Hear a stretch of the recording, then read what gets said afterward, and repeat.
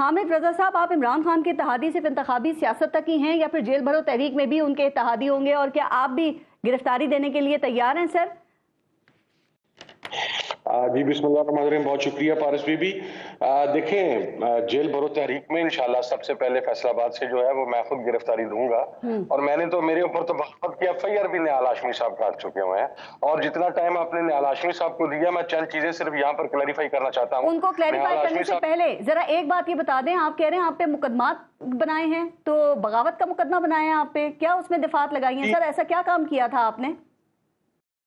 505A है, 505B है, उसके अंदर 109 है, उसके अंदर 301 है, उसके अंदर मुख्तलिफ FIR, और ये मुझे नहीं पता, ये चूंकि निहाल हाशमी साहब फरमा रहे हैं कि इन्होंने FIRs नहीं कटवाई, तो मेरा ख्याल है वो अजीत डोवल जो है वो हिंदुस्तान से आके तो FIRs कटवा गया है।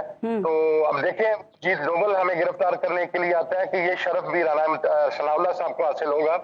दूसरी बात मैं यहाँ पर एक वाज़ह कर दूं, निहाल हाशमी साहब ने कहा कि तहरीक लब्बैक को इन्होंने जेल में डाला, तो मेरा ख्याल है निहाल हाशमी साहब भूल रहे हैं कि फैजाबाद के अंदर जो बदतरीन कत्ल गारत की थी वो मुस्लिम लीग नून ने की थी, जिसके अंदर तहरीक लब्बैक के 21 के करीब कारकुनान शहीद हुए थे।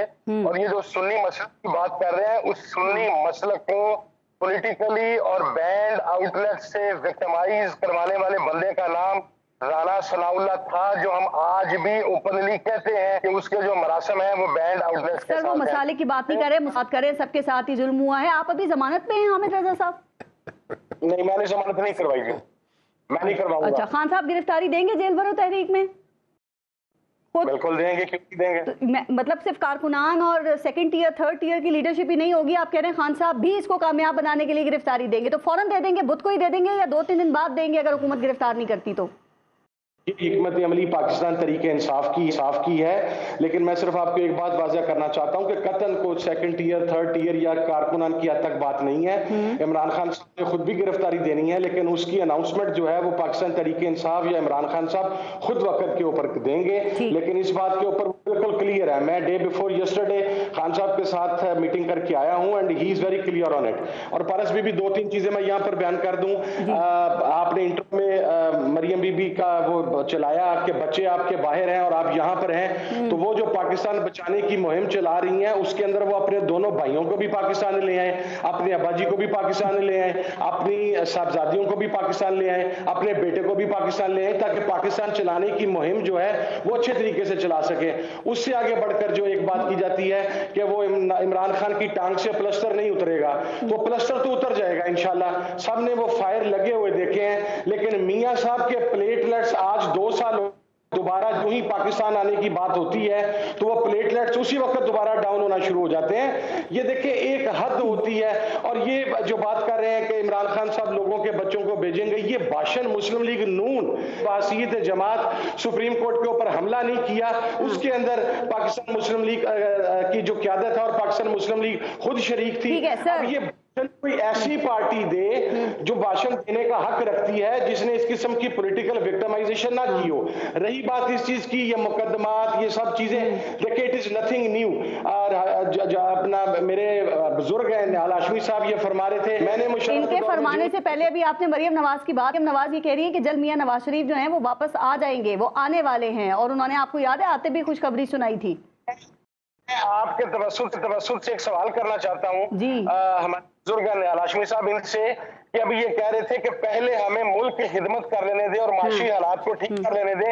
आप ये बताते हैं कि ये जो गवर्नमेंट है ये आपकी है या नहीं? हाँ, ये इस पे बात करते हैं, ये कह रहे सर, मैं इस पे बात करती हूँ। मुझे सिर्फ एक चीज और बता दें, फिर जरा फारूक हमीद साहब से भी इस पे बात करनी है कि आपके ख्याल में ये जो PTI गिरफ्तारियां देती रहेगी, इसका मकसद क्या है, हासिल अब क्या करना चाहते हैं, और आप लोगों की इन गिरफ्तारियों से, आप इत्तेहादी हैं खान साहब के, इस गवर्नमेंट को क्या नुकसान होगा? ये कैलकुलेट तो किया होगा ना? कल आपने कहा खान साहब से आपकी मुलाकात भी हुई है। जी देखिए, सियासी तहरीक के अंदर जब हुकूमतें आइन और कानून पर अमल नहीं करती तो जो अपोजिशन पार्टीज हैं उनकी स्ट्रेटेजीज होती हैं। गिरफ्तारी हमारा बेसिक ये आइन पाकिस्तान के तहत हमें ये राइट है कि हम अपने हकूक के लिए हम गिरफ्तारी दें। इसके अंदर जुर्म के ऊपर पुलिस गिरफ्तार करेगी ना? आप क्या करें, गिरफ्तारी ले लो हमें बंद कर दो, वो नहीं करते तो फिर? मुझे बाकी का तो नहीं पता, मेरे पे तो FIR है ना। मुझे तो गिरफ्तार करके डाले ना उसमें, और मुझे जरा अदालत में लेके आए। जो FIR में उन्होंने मेरे पे इल्जाम लगाया है कि ये बातें करता है या इसने ये बातें की हैं, कम से कम मुझे तो अंदर डाले ताकि मैं अदालत में खड़ा हूं कि फिर बताऊं कि किसने क्या क्या कब कब बतलाया था, ताकि ये चीज मंजर आम पर आए। मैं गलत हूं तो मुझे फांसी के फंदे पर लटकाएं, और अगर कोई दूसरा गलत है तो फिर उसका एहतसाब होना चाहिए। आपको फैसलाबाद से PTI का टिकट मिल गया है सर NA 104 से, तो अब आप बल्ले के निशान के ऊपर इलेक्शन लड़ेंगे, तो आप इत्तेहादी ही हैं PTI के? PTI ज्वाइन तो नहीं की ना आपने अभी? नहीं, मैं PTI का बिल्कुल इत्तेहादी हूँ, और टिकट मिलने के हवाले से फैसला जो है वो मेरा ख्याल खुद इमरान खान साहब और तरीके इंसाफ ही अनाउंस करेगी। So I will not claim it right now. ठीक, लेकिन इलेक्शन कमीशन ने आपने था ना, इसलिए मैंने आपसे ये सवाल किया है। मैंने अपनी चूंकि 2 हल्के मेरे लिए ज़ेरे गौर थे, NA 100 और NA 104, तो फाइनली आई हैव डिसाइडेड कि I will contest from NA 104, तो वो उसकी मैंने अनाउंसमेंट की थी that I will contest from NA 104। तो ये जो भी फैसला होगा ये जिनके हवाले से ही होगा ना, चूंकि अभी इलेक्शन कमीशन ने जो फैसलाबाद के 2 हल्के हैं वो तो 109 और 107 है जी, उसके अंदर 104 शामिल नहीं, क्योंकि 104 से मोहतरम उल मुकाम राजा रियाज साहब जो हैं वो लीडर ऑफ द अपोजिशन बैठे हैं, सो उसके ऊपर बाई इलेक्शंस तो नहीं होगा, ये जनरल इलेक्शन के लिए ही है। राइट सर, लेकिन पार्टी के इंसाफ के इत्तेहादी हैं तो उनकी लॉजिक थोड़ी हमें समझा सकते हैं आप? कि पहले उन्होंने इस्तीफे दिए हैं, उसके बाद फिर जब इलेक्शन अनाउंस हो गए तो उसके बाद अब ये दोबारा इस्तीफे मंजूर ना हो उसके लिए अदालत चले गए हैं, तो इनकी कोई लॉजिक आपको समझ में आ रही है? क्योंकि अगर अदालत की तरफ से इनके हक में फैसला आया तो ये मशकूक लग रहे हैं ज़िमनी इंतखाबात भी। फिर मैं आपको इस लॉजिक से पहले सिर्फ 1 मिनट के अंदर एक बड़ी अहम मुखबरी देता हूँ कि वज़ीर आज़म पाकिस्तान मोहतरम शहबाज शरीफ साहब जब तुर्किया गए हैं और वहां पर तैयब उर्दवान से मुलाकात हुई है, तो इन अनदर 2 days टाइम तुर्की का एक बहुत हाई पावर डेलीगेशन जो है वो पाकिस्तान आ रहा है, क्योंकि वहां पर उन्होंने मियां शहबाज साहब से ये कहा है कि विद इन 4 months आपने पाकिस्तान में आने वाले फ्लड रिलीफ एरियाज में जिस तरह आप पहुंचे हैं, जिस तरह आपने वहां पर इंफ्रास्ट्रक्चर खड़ा किया है, जिस तरीके से कौम को आपने 3 माह के अंदर अंदर उस तन्हाई से, उस जुल्म से, उस वुसअत से निकाला है, हम आपको आइडियलाइज करते हुए तुर्किया को भी आपकी ग्राउंड्स के ऊपर तरक्की देना चाहते हैं। तो डेलीगेशन अल्हम्दुलिल्लाह यहाँ पहुंच रहा है। शाम वालों ने अलबत्ता पहले हाथ जोड़ लिए कि हमारे पास अभी वसाइल नहीं है कि उन्हें लूट किए तो हम तरक्की कर सके। सर ये आप तर्ज फरमा रहे हैं, शहबाज शरीफ साहब सीरियस ना ले लें इस बात को।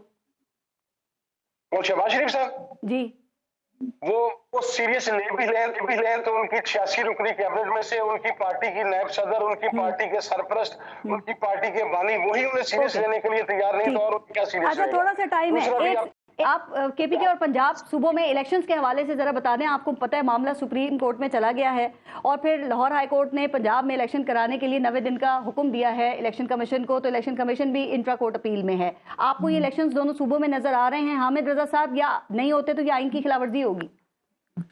पाकिस्तान में आइन है, पाकिस्तान के अंदर जितना खिलवाड़ आइन के साथ किया गया है, और जो ये आइन दरअसल ये इन शहनशाहों के दरबार की एक लौंडी है, जिसको जब करता है अपनी मर्जी के मुताबिक इस्तेमाल करना शुरू कर देता है। Unfortunately is low constitution in Pakistan.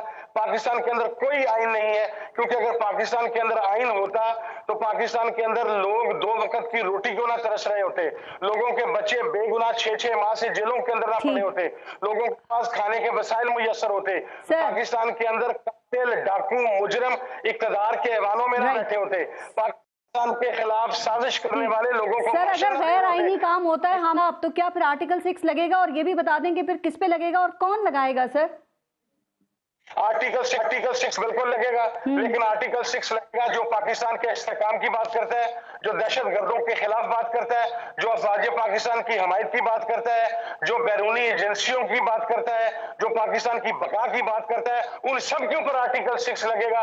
लेकिन उन तमाम बेशर्मों पर आर्टिकल 6 नहीं लगता जिन्होंने गुज़श्ता 30 साल से इस मुल्क को बर्बाद कर दिया है।